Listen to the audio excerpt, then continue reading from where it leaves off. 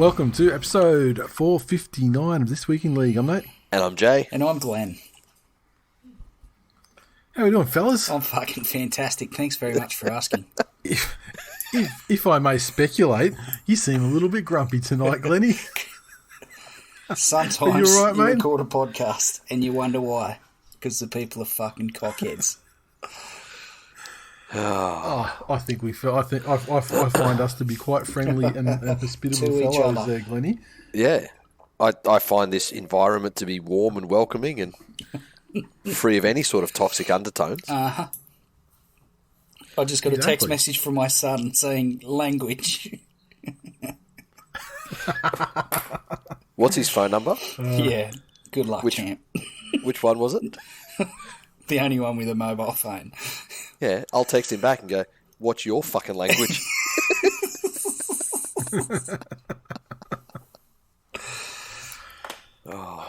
How's he doing with his best friend / girlfriend?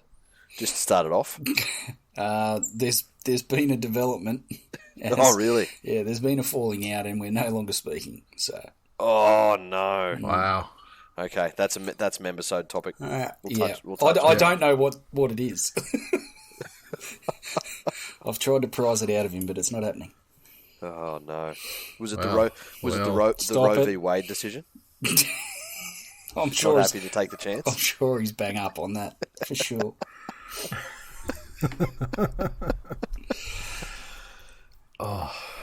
So, yeah, I'll have to wait until I have to wait a little while until prying ears have gone to bed. But we had a development today as well, so I'll save that for the next episode. Yeah. Okay, Oh nice. my god.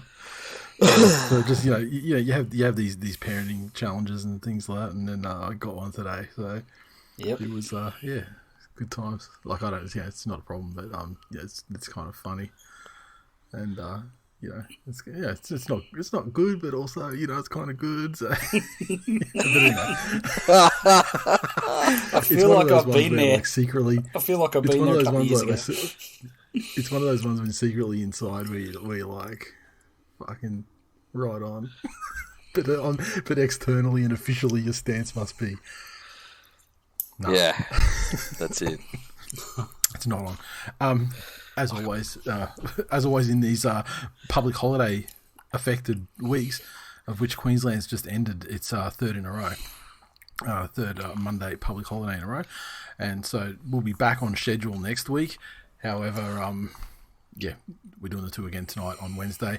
This one being the recap episode. Let's jump straight into the recap so we can get it out of here while we still remember what happened, because let me tell you, there are some fucking serious gaps in my memory of this round, starting with the Thursday night game where the Broncos 16 defeated the Cronulla Sutherland Sharks 7 at Suncorp Stadium, and the Broncos tries to Katoni Staggs, Herbie Farnworth and Kurt Capewell. Katoni Staggs with a conversion, Reynolds with a conversion, and the Sharks had a try to Matt Moylan, a conversion to Nico Hines, and a field goal to Nico Hines. I think this game proved for me how ridiculous the media origin hype trains are every year. Oh yeah. A week later, and Talakai was exposed badly and looked unfit, not a centre, and probably as bad as, or not quite as bad as Morgan Harper looked a week ago, but Katoni Staggs certainly had his number, and it showed that that's how a centre goes about his business. Moral of the story is it's much more difficult to run uphill than downhill. Yeah. And here's the thing: Staggs has been in talk for an Origin spot, and I'm not saying that I think that he should get one, but he's been in actual consideration for an Origin spot for a couple of seasons now. Yeah. And I think that gulf was shown. It's probably a follow-on for me from the second half for the Sharks last week, as in that first half blowout. That they've had. I'll preface this as I do. A try is a try, no matter how you get it. Right? No matter how you get it, it is 4 points. Takes a lot of fucking effort and skill, and you still have to do everything right leading up to that try. But they didn't get that first half blowout against Manly. through anything that they had practiced. It wasn't their shapes that got them there. It wasn't, shrewd play from the halves. It wasn't pinpoint passing or kicking. It was one guy having a fantastic game offensively and another guy having an absolute barrier in defence. And it was the perfect storm that got them there. And we saw in the second half, they couldn't really replicate it. And in fact, they conceded more points in the second half than they did in this entire game too. That's it. So they seem to go in there and look a little bit entitled, which as young teams, tend to do. That's part of learning. But to their credit, the Broncos came out and they seem to have started to regain some of that mojo they've always had, where they grow an extra leg at Suncorp. It was gone for a long time, but they do seem to be back in that vein of that they will play harder at Suncorp. What are your thoughts on? I feel and watching this game at this stage of where Cronulla are at under Fitzgibbon, if you can match them physically, which is not easy to do, you will go a long way to fucking beating them. Because their whole game is based off the back of the initial stages of bully ball, which frees up space. I mean, it's not a unique game plan, but they seem to rely very heavily on that grit through the middle, and they don't have a plan B. That's it. And they are one of those sides that rely on some individual athletic prowess. In the fact that they have those outside backs and edge forwards that are mobile but strong and fast and agile. So again, we're in the age now where that style of play can triumph, but you have to have other parts of your game humming too. And I'm talking about your defence and your handling and the errors that you have. From Brisbane side of things, it again just shows what a competent 7 does. What Reynolds is giving that team now in terms of direction and in terms of where they start and end sets territorially, he is giving them exactly what they paid him to do. Good value, you reckon? Also, there's Do you reckon at this stage where he's at, certainly for this year, he has to be good value, I feel, regardless of what they're paying him? I mean, they're paying him a fortune. I mean, he's just delivering on what they probably expected to get from him. Whether he can do it for 3 years is another thing. That's the other question. I mean, saying yes, he's good value now doesn't mean that it will be in hindsight a good move if for the 2 remaining seasons he's biscuited on the sideline. Yeah, well, but I mean they're getting exactly what they paid for. That's it. Yeah. Well, they're getting what they paid for, like what they feel like I'd say they're happy with what they're getting, commensurate to the money that they paid him, because he's doing everything that we expected him to do when he got there. Provided he stayed on the field. Whoa. But the Broncos also their defense was pretty good there. I mean the Sharks weren't without plenty of field position and shit. Yeah, that's it. Towards in the second half, when the game was there to be turned around or won. And, they were turned away. Yep, 100%. So, all in all, a very encouraging result for the Broncos. Yeah, definitely. I think. And, it's certainly not something to endlessly rave about. But, I mean, at this stage with the seasons they've had in the past couple of years, this represents legitimate progress for the first time in a while. So, it does. Yeah. On the socials, Lachlan. He said, suck my ass from the front, you no-good racist, steroid-using, Prime Minister-loving dog sharks. Wow. There you go. Where's the lie? Yeah. Mitch said, there's some sort of incredibly positive, clever master plan tonight behind this intentional loss by the Sharks. I don't know what it is, but that's not my job. What a terrific loss for this anointed club. All hail Master Coach Fitzy. Fucking hell. Matthew. He said, I'm now reluctant to bag the Broncos. As a Blues supporter, I think some humility is necessary because despite the Broncos' inconsistency, the Queensland Origin team in a couple of years could be scary good. Yeah. Based on what? Payne Haas? Adam Reynolds and Payne Haas aren't from Queensland. Yeah. Tony Staggs, I mean, is he the sole hand that's going to... Yeah. No. Yeah. Look, Troy, obviously Capewell's great, but Capewell's amazing, but he's in the Queensland team now, in the centres. Yeah, exactly. You know? Troy. He said, flat, terrible ball handling, looking tired, not focused, seemed to think they would just turn up and get their own way, entitled. All this is just me describing the chicks at Northies. I don't want to talk about the game. Next game. Panthers 18 defeated the Titans 4 down there at Hope Solo Coliseum. And the Panthers 18 came through tries to Nathan Cleary, Isaac Targo, and Jerome Luai. Cleary 3 conversions from 3 attempts. The Titans a solitary try to Greg Marju. And that is it. Did you get down there to Hope Solo? Mate, I did. You didn't get down, did you? It was a fucking 6 o'clock game, man. Those, like, by the time you finish work and to be able to get the family in the car and on the road and down there and to the game, never would have fucking happened. Never would have happened. You could have done you could have done the Michael Jordan road trip and just said fuck them kids and just knocked off early and down the M1. Yeah, look, maybe, but no. It is pleasing when you can play probably arguably the worst game Penrith have played since they played the Broncos up here in 2021. I think that's the worst game I've seen them play, and still win convincingly. So over the course of 80 minutes, to look at that game over the course of 80 minutes, they were by far the better side, and they did what they needed to do when they needed to. But fuck, they're lucky that the Titans didn't capitalise on plans and were just as error prone as they were, especially in that first half. Yeah, that's probably the first game in ages where I've seen some of those young guys play as their age suggests. As in, normally they make quite mature decisions. They seem to make the right calls at different stages of the game.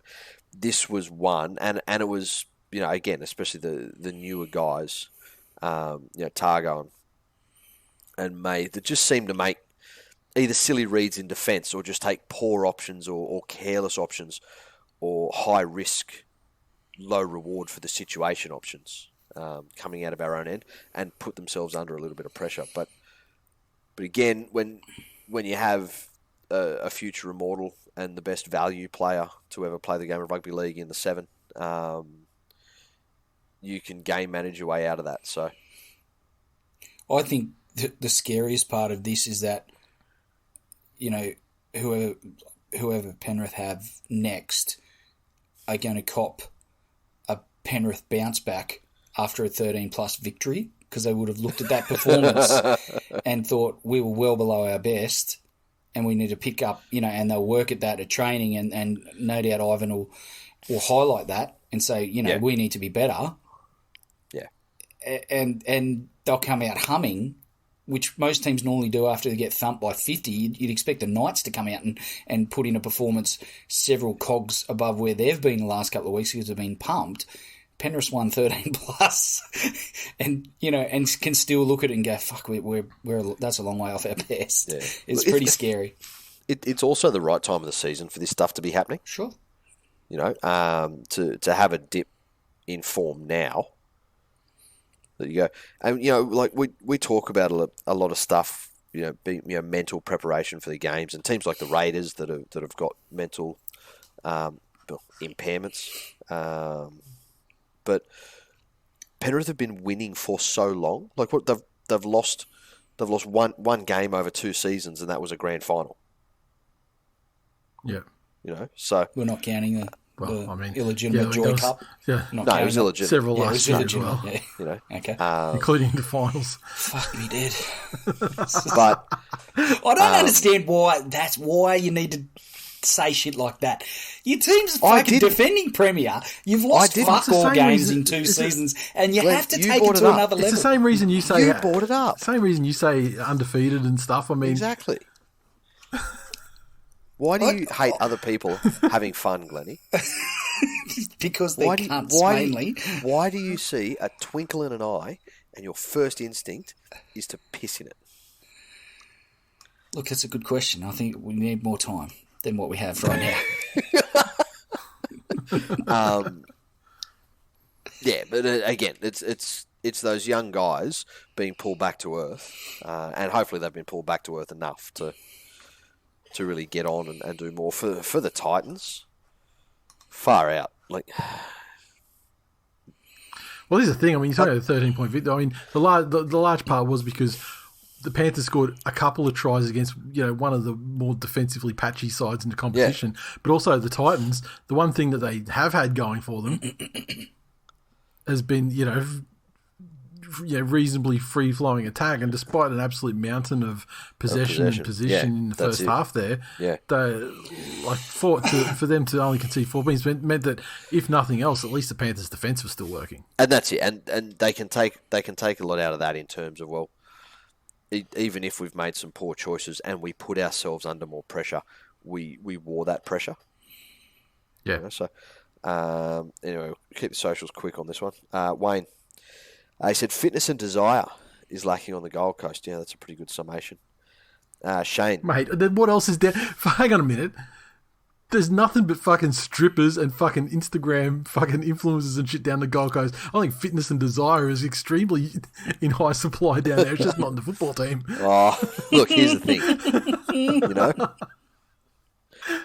thing. I'm not sure any of those people on the Gold Coast could run a half marathon without their fucking ice pipe in my mouth, cocaine-laden hearts exploding. Shane. Well, that's why the Gold Coast Marathon is run on a flat track down to Southport and back. Completely flat the whole way.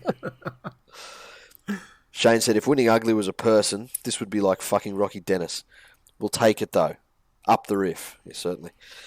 Stephen said, what is going on here? Neither of these teams deserve or want to win.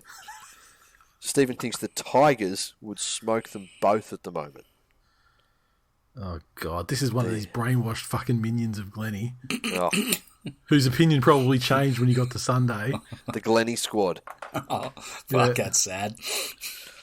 Oh, hanging out in his compound. The righteous Glenstones. Oh, come and pitch a 10 in my backyard. Oh, fuck yes. You'd be a great cult leader, Glenn. Wouldn't I?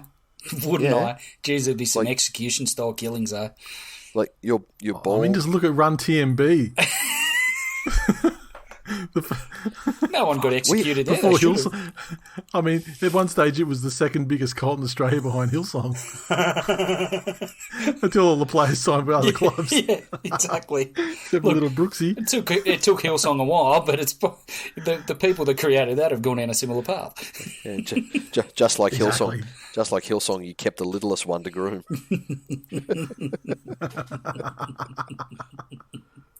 Oh, that is some of your best, my friend. So you finished the socials on that one? Right. The South Sydney Rabbitohs 40 defeated the mighty Manly Seagulls 22. And Gosford, the Rabbitohs tries to Taffy, Kolomatangi, Alex Johnston, Tass, Burgess, Cody Walker and Cameron Murray. Taffy with 5 conversions and a penalty goal. The Seagulls 22 tries to Kieran Foran, Daly Cherry Evans, Jason Saab, and Christian Tuipulotu, and Garrick 3 or 4 conversions. First off, fuck Grant Atkins and the clicky claims, which is for the Panthers District Referee Association. Suck my dick, you. No, I'm not going to say that. Obviously, it wasn't ideal to fucking lose a player for the entire game in the 8th minute of the game. Fucking hell. Really? The merits of the merits of the fucking send off. It was Lawton. Are what made you better. But I mean, regardless of the merits of the send off. I mean, in the fucking modern game, sin bins have become less impactful. I find, particularly since that crackdown at Magic Round like a year ago, we had a lot of times where like a 10-minute period you'd see the team with the guy down a man, putting more points on. Or, surviving it pretty well. However, 7 consecutive fucking sin bins from the 10th minute of the game to the end of the game is a little bit hard to overcome. And I mean, to their credit, they probably won fucking 4 out of the 7. But unfortunately, as teams with sent off players, it was kind of the last 10 minutes before halftime and the last 10 minutes of the game, which ultimately ended up being the difference. Yep. it's fucking hard to get a read on the Rabbitohs because I mean you see a lot of commentators and they act like the send-off never happened and they just start blowing Cody Walker like, oh my God, it's the best fucking game he's had since Adam Reynolds fucked off to Brisbane. Yeah, no shit, he was against 12 men. There's one less player on the field taking an intercept. And having said that, I mean, he just got some of those Cody Walker try where he just picked up the scraps after fucking the balls bouncing on the ground and stuff and, you know, like, darts I don't over. think he was that great. I mean, like, I want to say, like, someone like Campbell Graham was fucking great for the Rabbitohs. Like, he had a great game. Great. Yeah. Thomas Burgess is fucking legitimately great, like, for the Rabbitohs. Yeah. Kalamatangi was legitimately great for the Rabbitohs. But other than that, I mean, it's fucking hard to say because, I mean, a lot of their tries were just send-off tries where it's just like stretch them one way, stretch them the other way, stretch them back the other way, and eventually, you know, try and find a way over. Sorry, you were going to say something? No, I was going to say that, you know, and again, it's like when Penrith played Newcastle. Win or lose, there's not much you can say about this game other than a send-off happened and it was 12-13 for the majority of the game. Yeah. What I will say, though, is, you know, even after last week, after getting absolutely gaped in the first half and then playing with a man down, this Manly side, I'd say they're the fucking grittiest team in the comp at the moment. They're just those. They will not go away. There's I mean, the immediate response to that send-off was ridiculous. Absolutely. Like the way they lifted. The immediate response, like sort of 20 minutes after the send-off. Contrast that to Newcastle's response when Barnett got sent off. Yeah. You know? Exactly. But yeah, like led by... Like, I know Newcastle weren't horrible, but, you know, the way Manly really took the contest to the Rabbitohs and said, you know, okay, the odds are in your favour, but you're going to have to fucking earn it. Well, to their credit, you remember, Penrith took their foot off the pedal and Newcastle came back at them. They got within a couple of tries with plenty of fucking time left. The difference was then Penrith went, okay, fuck, you're still here. Let's put it down. Souths were made to work all night, all fucking game. Because Newcastle were leading. Newcastle were leading when the send off happened, but that was it. It was like 6-0, and then that was it. And then they were out of the game, and then they sort of made it respectable. Then they lost it again. Whereas this one, the send off happened, and then Manly just fucking went into beast mode, fucking scored a couple of tries, and then like late in the half, the Rabbits came back against them. Yep. And you know what? Like the most impactful player for Manly in a negative way. I can tell you what, it wasn't one young fucking Carl Lawton. It was fucking Marty Tapau. That cunt dead set. Yeah. We need to ship him to the Tigers tomorrow and get fucking get our mate Kelmer over. Because we want get Kelmer early and you can have Marty Tapau. You can take the fucking freight as well, mind you. And I mean, as much as this does sound like a deal that Justin Pascoe would immediately agree to, I must protest. we get Lawton sent off and get out to like a 10-2 or 12-2 or whatever the lead was through the first two tries, and then Marty Tapau comes. Then he comes on. First thing he does? Fucking penalty, like holding him down to piggyback him down the field. They score their first try. Next time, what's he do? Hold him down, penalty. They go down, they score their next try, and then before half, then we score again, and then before half time, he throws that fucking offload, like 20 meters out on the set after the try, and then they score on that before half time, and then so that cunt was responsible for every fucking point except for the original two that the Rabbits scored in the first half. And I'll tell you, I was fucking furious. He's got no impact in his fucking runs anymore. He's defensively fucking just lays all over cunts until he concedes a penalty or a six again. Fucking, and then these offloads, he's beyond fucking help. I think physically he's feeling the decline of age that all players eventually must face, and I just don't think he's got the doesn't have or that the guile to become a crafty veteran. Exactly. I think a lot of it's fitness as well. Like his the bulk of his work is too much deadlifts, powerlifting, and stuff like that. Yeah. He ain't working to work on stamina to survive in the way the game's played today. Hang on. We've got a bush personal trainer now. How do you know the bulk of his work is powerlifting?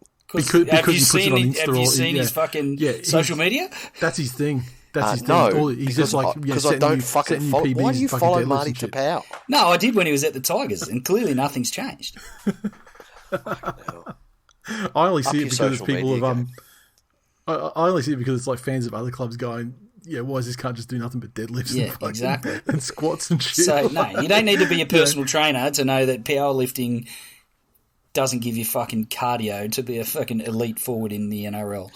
It does, though. That's how fucking hard I am on confirmation bias. Oh, right, okay. I'm scrolling through my TikTok, and every time I see like a fitness influencer with their making a TikTok going, lifting weights burns more calories than high intensity cardio.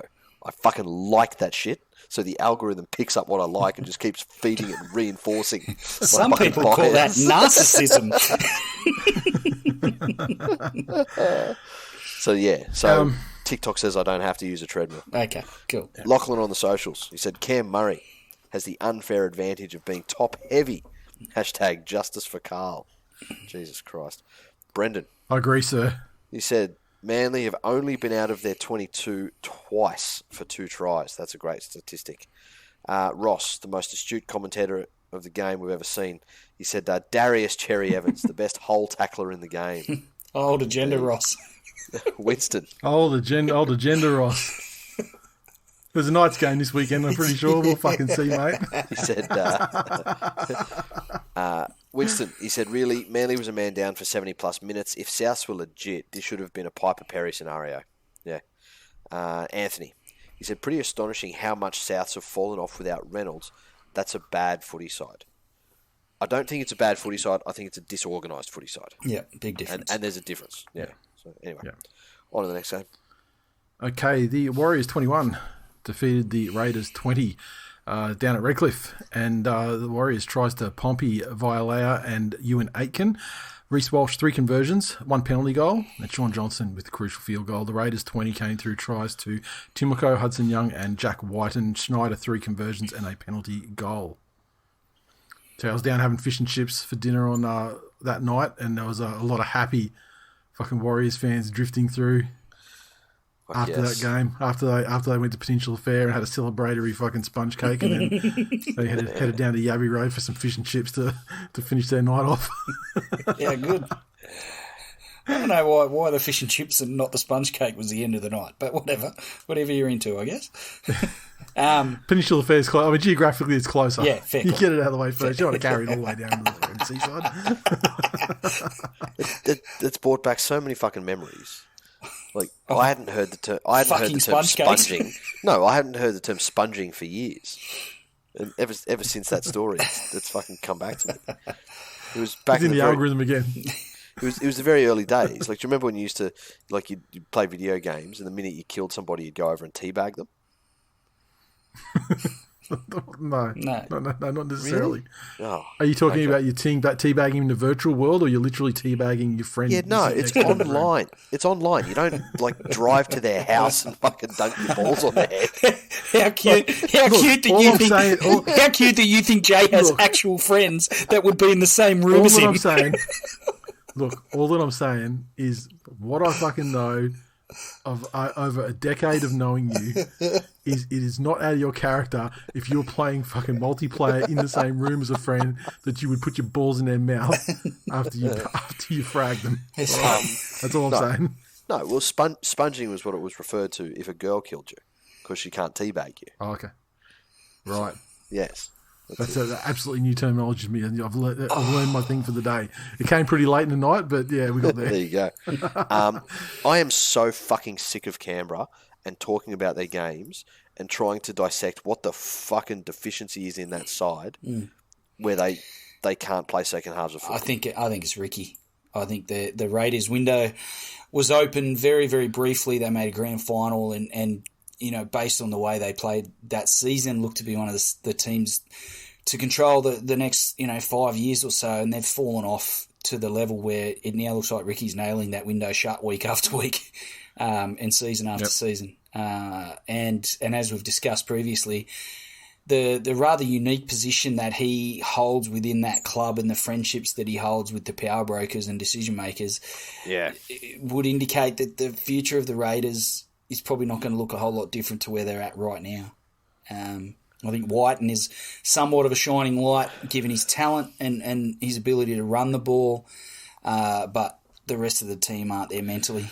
But again, like even if he wasn't fading, right? How do Canberra not have amazing game managers and strategic territorial sevens? Like how? Yeah. Based on that alone, I'd be having conversations with Ricky. You know, as in, look, you have a fucking area of expertise, Ricky. Yeah.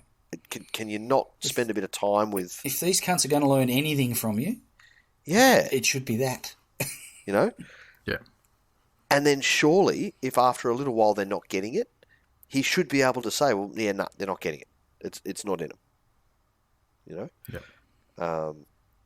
I'll tell you what, I am fucking enjoying these Warrior highlight games, though. Mm. Like, they're not going to be a finals contender this year. They're not going to really trouble any of the top sides, I don't think. But fuck me if I don't love seeing them come out victorious in these tight games where they come back right at the last second.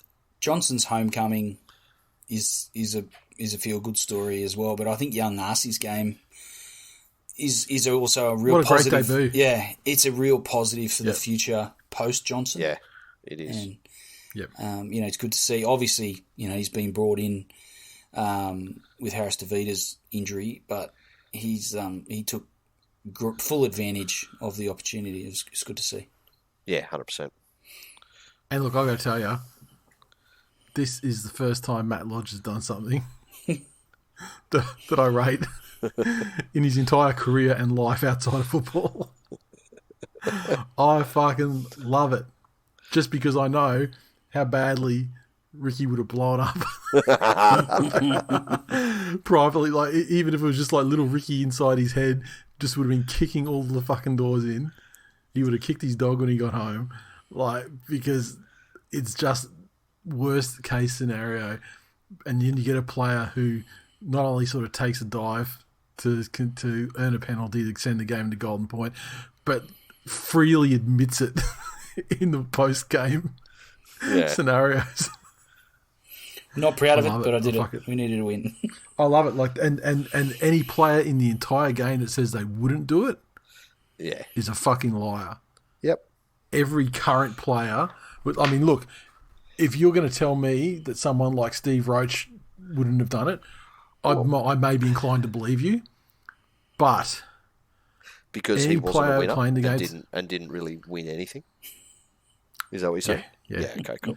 Well, I mean, like if he could have laid down to earn his side a penalty and stopped Warren Ryan hooking him in the fucking grand final.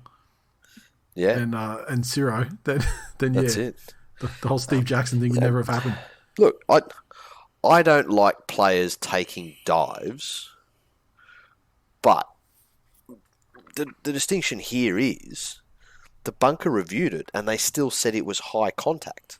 Yeah, he still got hit high. Yeah, exactly. So at the end of the day, if the shot's high, the rules say it's a penalty.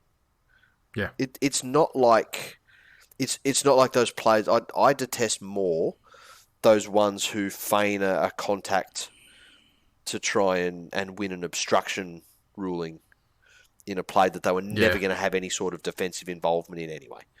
That sort of shit, those sort of dives, fuck off. But if you lay down, and there's been plenty of them this year, if you lay down and the contact wasn't high, like look at they'll just get it up and play the ball. Yeah. Again, look at the Dragons v Penrith game. Jack Bird did it right at the end. Yeah. To try and do it. It was a knee in the tackle that copped him in the head. Mm. And he ended up being sent off for an HIA. So it can very easily fucking backfire on you if you weren't collected high. So fuck, I can't believe I'm defending Matt Lodge. Fuck's the world come to? Look, it's just there are conflicts all over the world, and sometimes a shit person ends up on the side that you're fighting for, and that is the side of fuck the milk. The milk's gone bad. Wish I had more hands. Give us titties 4 thumbs down. Jake. So the only thing stopping the Raiders fading here is the Warriors being horrible themselves. The Rapiner at fullback experiment needs to end. He has to be one of the slowest players in the game. I just want to hear Ricky's job is under fire, like any other coach going this bad. It's not an experiment, though. It was via necessity. Yeah, right? That's it. Joe, who said, that poor Raiders fan declared he joined this group a couple of weeks ago, chose the wrong time to join. Fucking shockers. Yeah, that is rough. It's been a special period of fading. Well, like normally new people sort of come in and feel their way and just made comments. This brave soul put a fucking big old post on the fucking timeline and went, hey, I'm a Raiders fan. So, the Raiders fading harder and faster than the colour in Mike Stevenson's hair. I fucking respect the shit out of that. We should colour a drive-by headshot. Speaking of Solzy, instead of being a cunt to him like Glennie is, just shout him out. Solzy had a new arrival a couple of weeks ago now. I thought someone sent him some Just for Men. You were talking about his kid. Gotcha. Wow. Glenn. You talking about Just for Men, motherfucker. How's a fucking little ball cunt there fucking talking about Just I've got plenty to say. Fucking bring it on, cunts. Glenn, other men have children because they enjoy having children and being fathers, not just so they can have portable fucking wig factories walking around the house. Wait till I start fucking shaving Jackson's head and getting an afro. How good. Yes, well done, Solzy. How good. On to the next one. That was it for the socials? That's it. The Bulldogs, 16, defeated the Roosters 12. And the Bulldogs 16 came through a double to Josh Adokar, try to Jaden Ockenbaugh, Burton at 2 conversions. The Roosters 12 tries to Suali, Tedesco, and Tupanua, and no conversions from any of them. Quite the upset. Yes. I understand your anti-Trent agenda. I do. I understand it. Fuck, I love an underdog though. Yeah, I don't when they're the Dogs, but like generally speaking, yes, I would agree with you. Why do you hate the Dogs? It's probably more their fan base than the actual players in the team themselves. You know what I mean? But also they were an architect of Super League. And, you can't that sort of business as well. Look, most of the Doggies fans I know are fucking stand-ups. Actually, I do want to shout out Aussie Jag as well, who has been fucking. He's gone way above and beyond. And anything any of us expect from anybody, and he saw an amazing fucking Penrith jersey that he thought I would like, and he organised to have one sent to me. So, mate, that win was purely karma for you sending me gifts. Fucking suck up. Yep. So, if anyone else would like their team to win, you can find my Amazon wish list at onlyfans.com. Thank you, man. I sincerely do appreciate that. The Dogs put together 80 minutes, and they weren't without their struggles. And they came up against the Roosters side that wasn't at their best. Kiri's he's so far from himself. And I don't know whether it's time out of the game. I don't know whether the pace of the game's picked up that much since he's been playing. Don't know whether it's him thinking about, the head knocks and the potentials there. But, yeah, he's a mile away from where he used to be. When do we acknowledge that the Roosters just might not be the team we thought and expected them to be? It's coming up to that point, I think, because there was a point there where it was like, they're up and down, and we're like, well, fuck, it's hard to put a finger on them. But losses like this, like the Bulldogs played 80 minutes, very average in attack though. Yeah. However, they were pretty good. They were above average in defence, but they were massively helped out by Roosters side that just couldn't get their fucking shit together. Like they were absolutely like guys who are like Joey Manu, for example, who like 2 weeks ago or whatever, we were saying he was probably the form centre of the year so far. Yeah. Absolutely fucking hopeless. Barely touched the fucking ball for 80 minutes.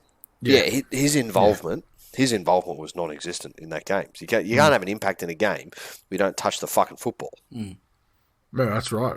You know? I thought even with the Dogs' siege mentality from the week they had, they were heavily scrutinised in the media and Gus at training and all the rest of it, that lifted them. But the Roosters, as we said, were still extremely sloppy certainly by their standards, and gifted the Dogs countless opportunities, which, the Dogs are still an NRL team, albeit some weeks barely. They took advantage of some of those opportunities and was enough to get them a win. Yeah, but still, you look at the discrepancies on paper between those sides, and just based on experience, the Roosters are chock-a-block with either current representative players or ex-representative players, or players who you look at now and say, well, if you're not going to play rep footy in the future, then you're an injury or two away from getting your shot, And the Dogs, again, you look across their team, the ex-rep players they have are Paul Vaughan. Josh Adokar is a current representative player in probably the least impactful position on the football field. I think the big surprise here was that the Dogs' ceiling was so far above the Roosters' basement. Yeah. Yeah. And I guess having said that, I mean, the Roosters were only a fucking toenail away from tying that game up at the death. Exactly. And it was great cover. It was great cover defense from the Bulldogs, but whatever they did, they were still just like a desperation last second raid away. And I feel in this game. I feel that at least the last 5 minutes, the Dogs had almost no defensive presence on that field. The Roosters would start it, and it was only by the grace of Burton's boot that they were keeping them down their end of the field to start their sets. But the Roosters were making attacking plays and attacking kicks every single set. They were going 80, 90 metres every single set for the last couple of minutes. And it was just that they couldn't find the right attacking play. It wasn't that the Dogs held them out. But, just like a try's a try, a fucking W is a W. That's it. In this game, with nothing else, I mean, it was a big advertisement for Ruben Garrick for State of Origin campaign. Oh, fuck me. I mean, you can see the groundswell. I mean, you're hearing it. I saw it all over the socials. Is Dylan Edwards injured? No, he's just not good enough. I'm sorry, mate. This is not the best fullback in the competition. I'm sorry, mate. Yeah, no, he's not. Yeah, he is. He is. You should have paid more attention in science class at school, because it's just not the case. They don't measure rugby league in Fahrenheit, and I say that because that would have been when you went to school. It was pre-metric system. Oh wow! But shots fired. They tend to measure statistics in rugby league in just metres and count. So count of tackles, count of tackle busts, those sorts of things. So that's why Dylan Edwards is leading. That falls in that whole lies, damn lies and statistics phrase comes from. No. No. Literally, that phrase was coined by someone describing the way that Dylan Edwards has been misrepresented. I suspect it was coined by Dylan Edwards' dad.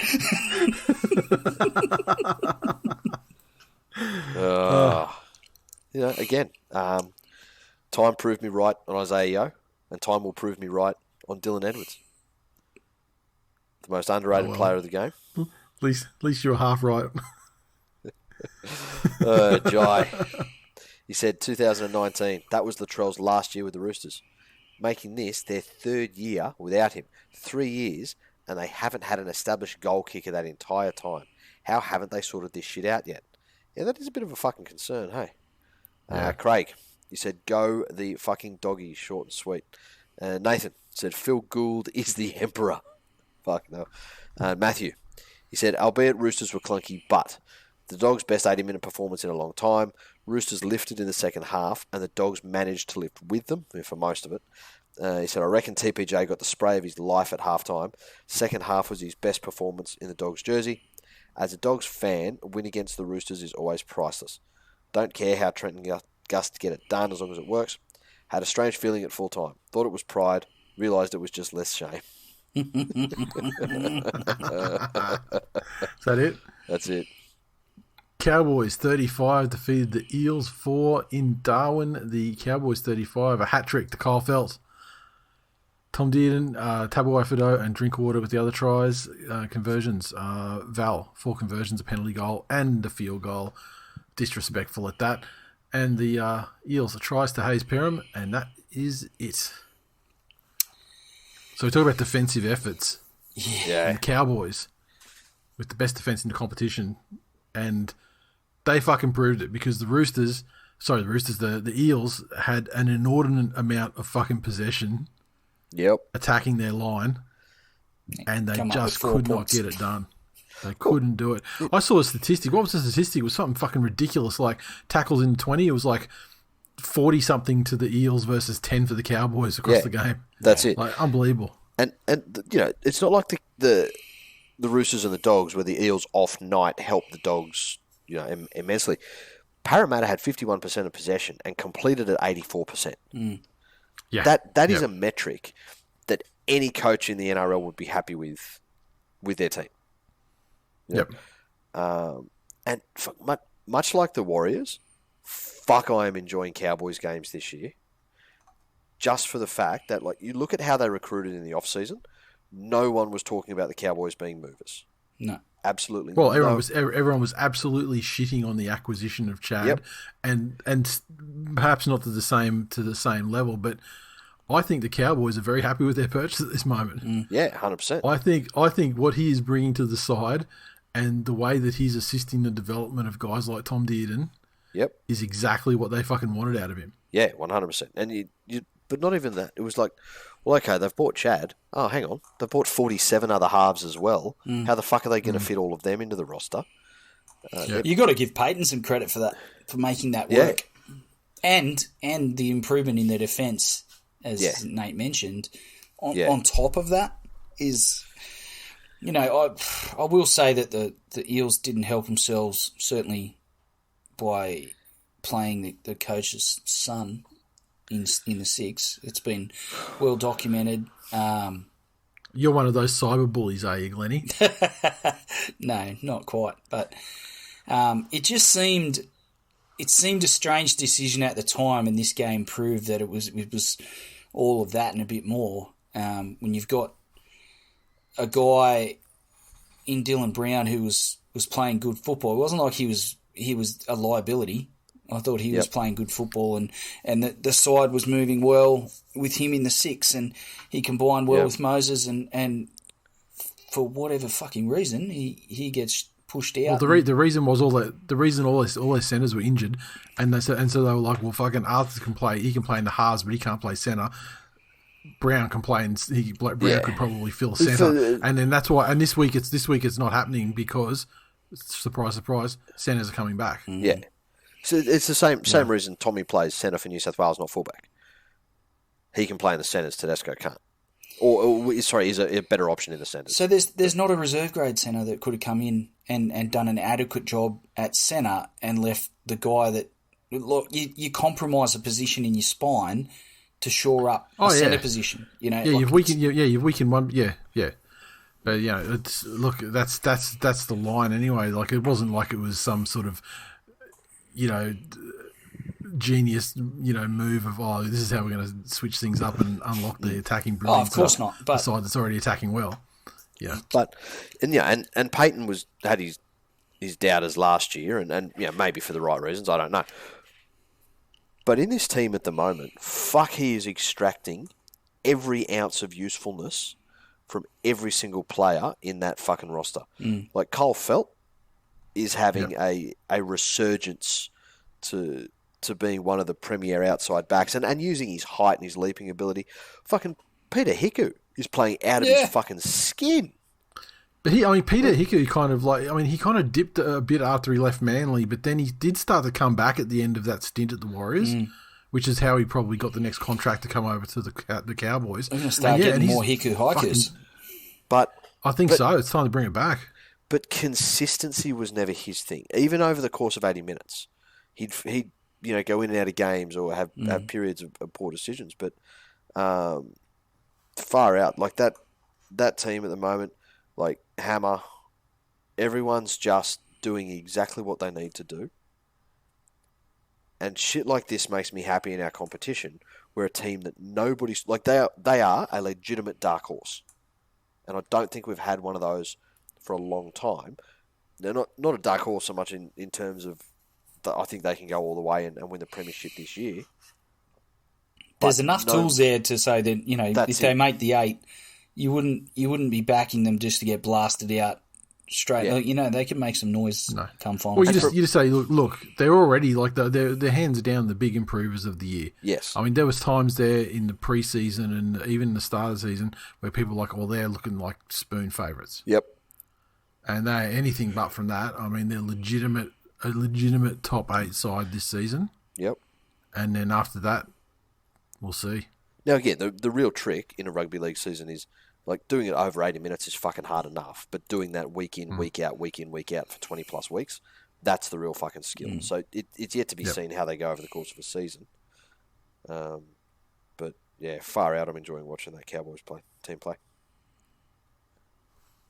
Jordan. Right, socials. He said Scotty Bongwater might be a little bit of a cat in defence, but fuck me, that was one of the most glorious lofted balls I've seen this year. Is he that bad in defence, or is he just fucking young? I'll give him the benefit of the doubt for the time being. Yeah, okay. Man, Mendoza. I lived through Morgan Harper. I can't see bad defence in other teams. Mendoza, he said Jacob Arthur is Aldi Cole Flanagan. For fuck's sake, why would you take Brown out of 5'8"? He's been killing it there. There you go, Glennie. There's another minion for you. Just room in the backyard, mate. He said the coach killing the structure and spine to suit personal agendas. His kid is not NRL standard. Eels have had 64% of the ball in the Cowboys' half and come up with nothing. Few poor referee decisions, but that spine shake-up looked to clearly affect them. Jacob is horrendous. That seems to be the talking point, especially out of Parramatta fans. Yeah, cyberbullies. John, he said, so glad we took a game to Darwin and played a team that isn't used to heat and humidity like the Cowboys. Yeah, if you got the Darwin game, you want to take Canberra up there, you know, like the Storm. And Jordan said, I wish Brad Arthur was my dad so I could play NRL. All right, is that it? Yep. All right, the Melbourne Storm 50 defeated the Newcastle Knights 2, thus ruling them out of the title aspirations for 2022. This happened in Newcastle as well. Xavier Coates, a hat-trick. Justin Olam, 2 tries. Jerome Hughes, Tepai Mauaroa, Nick Meaney and Cam Munster also tries. 6 conversions for Pappenhausen and a penalty goal. The Knights took the 2 with Jake Clifford before he got hooked. Oh, rough night. Tepai Mauaroa had the full fucking NRL career experience in like 3 minutes in this game. He ran on as a substitute. Probably didn't touch the ball once, scored a try, and then went off injured like 2 minutes later after that. Was it a confirmed dislocation? I don't know. Yeah, I don't know. Fuck. It didn't look good. It did not fucking look good. It's not a great deal to say about this game. You've got one team that scored 120 points in 2 weeks and one team that's conceded almost 90 points in 2 weeks. Yeah. That's all she fucking wrote. Jake Clifford, who was like, was one of the shining lights of the Knights side and has played so well since he joined them, had an absolute Barry to the point where he got hooked and Phoenix Crosland got put in there in the halves. Yeah, they've had the inverse season to the Cowboys. Started off as, well, fuck me, they're solid, they're this, they're that. March premiers almost. That's it. All of a sudden. Played in the March Grand Final. Kalen Ponga comes back into the side, goes up against Penrith, and they're gone. Yeah. They're absolutely fucking gone. That there is not one recognisable style of player or one recognisable patch of play from those first 2 rounds in that. And for me, it's summed up in areas like, so their kickoff goes out on the full, right? Yep. Fair enough. Okay, that's one guy. Shit, got a bit excited, booted the ball a bit hard. Yeah. But the second half, when they're receiving the kickoff, and no one wants it. No one wants the fucking kickoff. And it's not as if it was one of those ones that bounced and it was a fucking bee's dick inside the dead ball line and, went out and was just a once-in-a-lifetime fucking kick. It bounced with plenty of fucking room for somebody to get under that and behind it. The Knights' effort that they are putting out on the field is gone. It's playing like a team that wants to get their coach sacked, and I don't understand why. Yeah, well, especially after their start. Was Barnett so fucking beloved by that group? That's what I mean. They must have been like absolute, like the hidden engine to the Newcastle Knights' success was like racism or thuggery. Yeah, because he gets pulled out of the side, and they've scored about 3 tries ever since, and conceded a lot of fucking points. Yeah, that's it. Or is it though? The other thing could be, they've just signed a marquee player to a long-term, very lucrative deal, who doesn't seem to be a player of the people, if you know what I mean. Like as in he's not involved in huddles, he's not shown to be in with the team when they're on the field talking to each other. Like we've had people point out examples on the show where he doesn't go in and help players up off the ground, or there's a scuffle, every other player's run in and he's just walking around by himself. I think it might be, there's a certain identity to the Knights, geographically, the place is, it's full of hard workers, they get out and they support their team, and they've been synonymous with... Have you seen the Centrelink stats? It's a very industrial town. How dare you sully the hard-working miners of the Newcastle region? Do the miners work harder up in Toowoomba than they do out there? There's not a lot of miners in Toowoomba, mate. Why, they'll run away from you? Oh, they generally go where the money is, mate. No, miners normally go with their parents. Back to my point.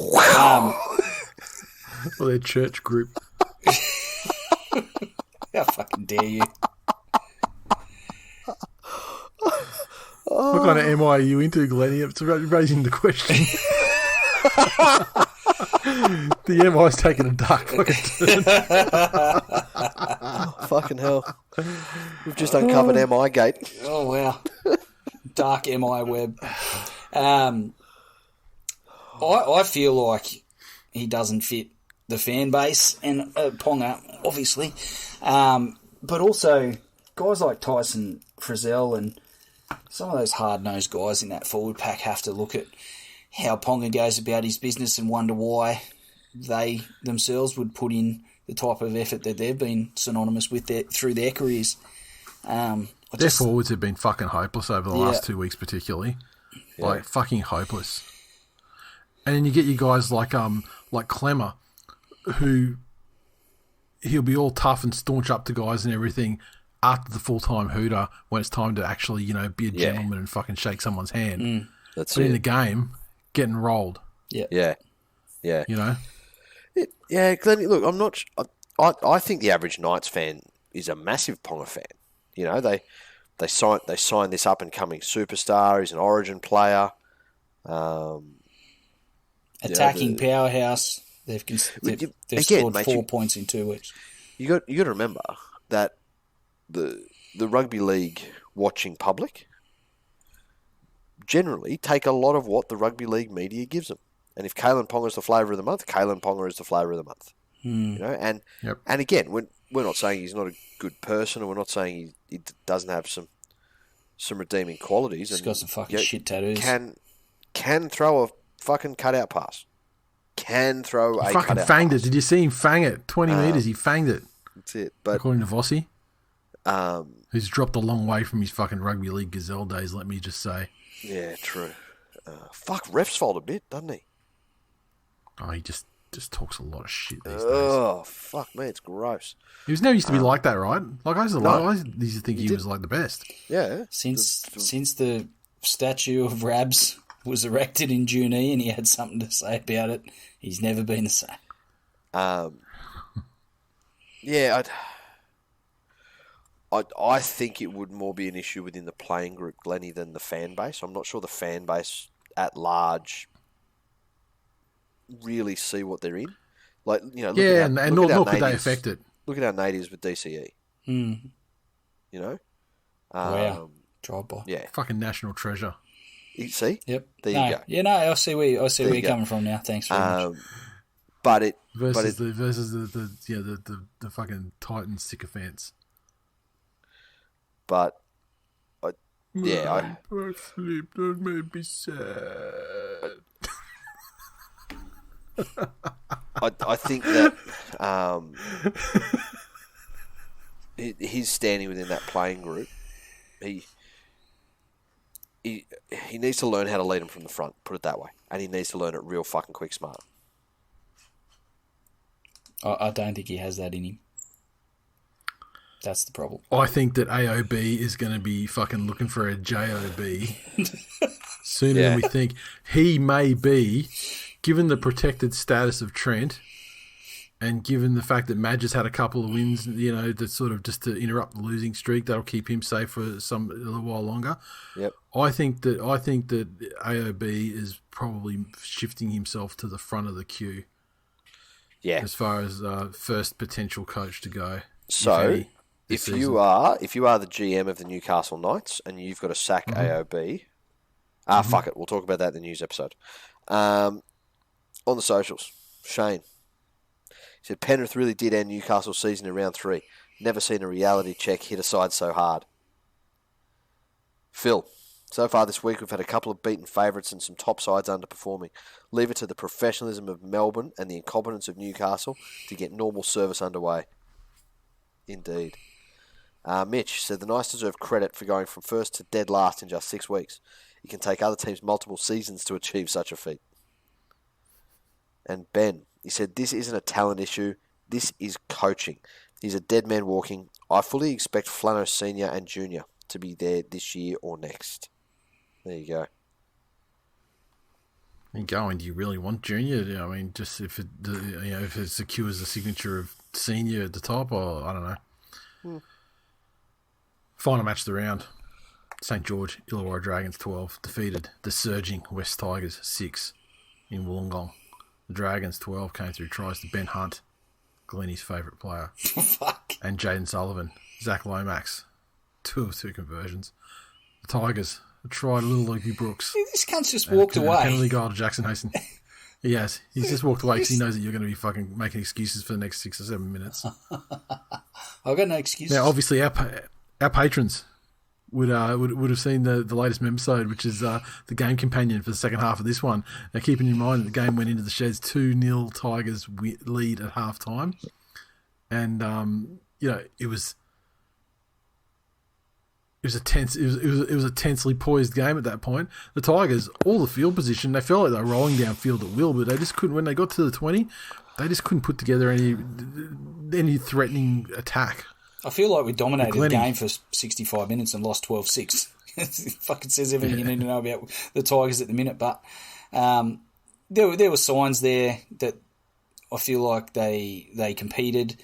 They had some opportunities where they weren't structured enough and disciplined enough to take advantage. And I think the Dragons hung in there when they were getting beat up through the middle, and the Tigers forwards were well on top. And the Dragons hung in there, and the momentum turned. And when it did, the Dragons were good enough to take advantage of their opportunities and scored tries. And the Tigers, to their credit, came back with a late try and looked like they might have had it in them to finish over the top of them, but they couldn't execute at the end of the game. And the Dragons, gave their fucking pack of cunt fan base fucking something to smile about, and good luck to them, including one fucking piece of shit who threatened to come to my house and watch this game and then made up some fucking bullshit story about his wife's auntie being sick and in hospital. I rang his wife. She doesn't even have a fucking auntie. The whole story was concocted so he fucking didn't have to... Yeah, so but did you... Are you fucking serious, mate? Ultimately, did you want him at your house? Did you want him at your house to watch your team fucking lose to his team? Did you want him there, really? Yeah, absolutely. He's always welcome. I'm a fucking How do you nice not person. see what's happened? How do you not see what's happened here? He's realised, he's obviously got two people he knows named Glenn, and he's fucking realised he sent the text to the wrong one. And so what he has done is given you a fucking polite way out without trying to crush your little fucking tiger-loving heart that a Dragons fan doesn't want to hang out with you, and you fucking throw shade at him. Why would I be offended that a Dragons fan doesn't want to hang out with me? Fuck's sake.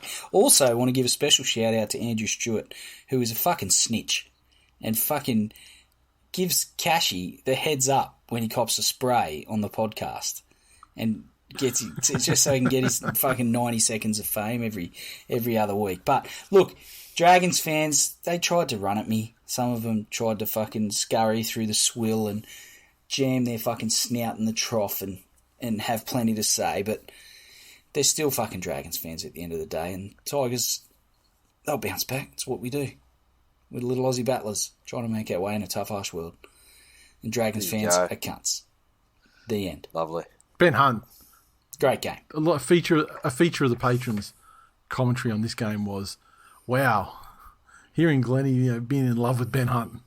Don't know. They loved it. I gave credit where it was due. I mean, Ben Hunt being your favourite player. How sad that Dragons fans would interpret that as me being in love. They're so void of love or affection in their fucking sad, depressing lives that they think that's me being in love with someone, giving someone a bit of credit for having a strong performance in their chosen profession. In the scheme of fucking single-handedly throwing teams on their back, he did a better than average job last week. Yes. We made the point that the only reason the Dragons weren't well in front was because Ben Hunt couldn't pass to Ben Hunt, who could put a kick through for Ben Hunt. I think that's the way Nate put it, and it was absolutely fucking perfect. Because if they had one more Ben Hunt, that's 50-0. Yeah. Sadly, they didn't. Yeah, I feel that he has done a fucking excellent job in learning his craft over the last couple of years.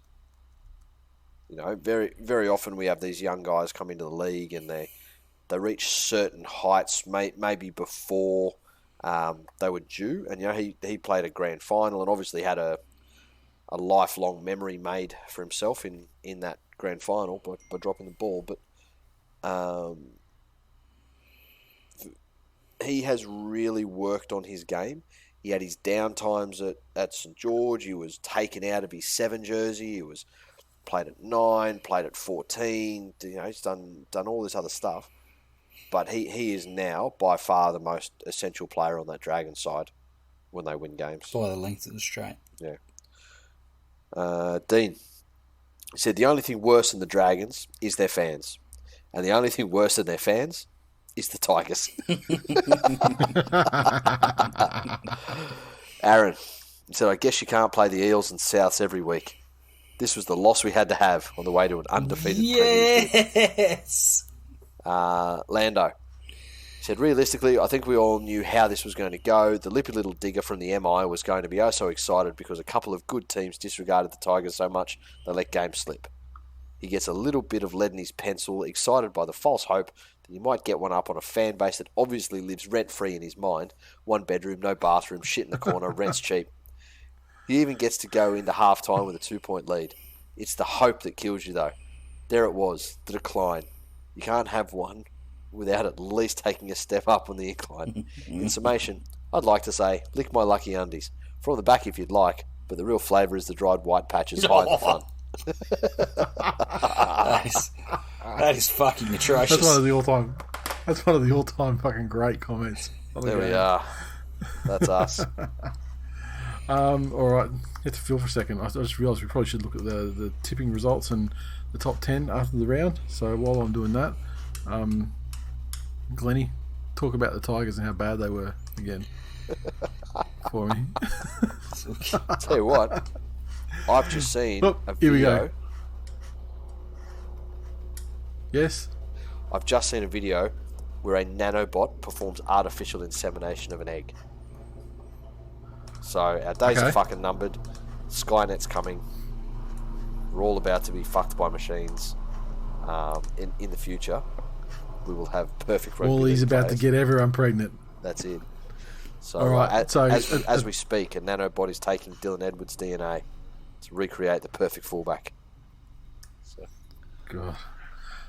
Tipping number 1, How did out we by get himself, Kiwi Villa. And then we have a bit of a group on 47 with Barrett's Belmore and Cook to tip. Then we go back one more point to Alpha Ben RL, Cows to win 22, Mitch Rich, Timmy Comedian, Christy, Drewy's drop kicks, and Dan Eel. The final top 10 contestant at the moment. It's all very compressed at the moment, though. It's a nice, even competition, so don't forget to get your tips in. And that's it. Of course, if you'd like to become a patron, get access to the additional membersodes, game companions, and much more, go to patreon.com/TWiL Nation. And anything else, fellas, before we wrap this first one up? I'm done. I know, but does he have Fuck anything you else guys. before you... What, like just with this week or the show or with you toaster cunts. bath or You've reached with you, climax. two individuals in particular. yeah. The listeners will be so confused right now because all they've heard is us being nothing but supportive and nice to you. Is that the same romantic voice that your wife could expect the minute she wraps her fingers around your throat? Oh, I'm done. I'm fucking done. That's the romantic voice she got when she was propositioned after he locked her in the car and refused to let her out. Relationships 101. That's it. Fantastic. See you next episode. See ya. Later.